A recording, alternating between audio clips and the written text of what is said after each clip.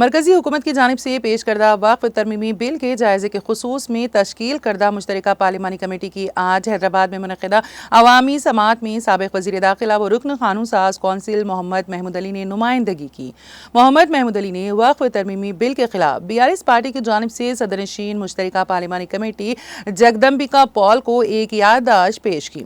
علاوہ ازیں BRS کے اقلیتی قائدین کی جانب سے بھی بل کی مخالفت میں JPC سے نمائندگی کی گئی۔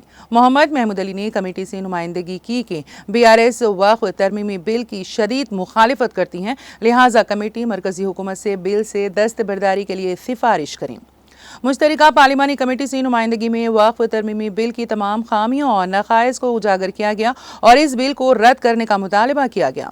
JPC سے محمد محمود علی کی قیادت میں نمائندگی کرنے والے وفد میں محمد سلیم سابق صدر نشین وقف بورڈ، محمد مسیح اللہ خان سابق صدر نشین حج کمیٹی، خواجہ بدر الدین ارشد نواب، محمد جمیل الدین ایڈوکیٹ، MA معید و دیگر شامل تھے۔